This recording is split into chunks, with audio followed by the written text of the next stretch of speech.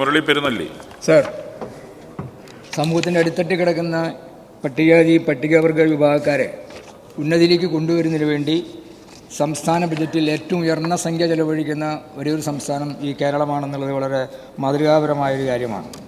ഇവിടെ പട്ടികവർഗ വിഭാഗക്കാർക്ക് അവരുടെ രേഖകൾ കഴിഞ്ഞ കാലങ്ങളിൽ സൂക്ഷിച്ചു വയ്ക്കാൻ ആവശ്യമായ സൗകര്യങ്ങളില്ലാതിരുന്ന സന്ദർഭത്തിൽ നഷ്ടപ്പെടുകയും അതുപോലെ കേടുവന്നതുമായ ഭൂരേഖകൾ ഉൾപ്പെടെയുള്ള പട്ടികവർഗക്കാരുടെ അടിസ്ഥാന രേഖകൾ അത് തിരികെ ലഭിക്കുന്നതിനും സൂക്ഷിക്കുന്നതിനും അത് സുരക്ഷിതമായി സംരക്ഷിക്കുന്നതിനും ആവശ്യമായി എന്തെല്ലാം നടപടികളാണ് സർക്കാർ സ്വീകരിച്ചിട്ടുള്ളത്?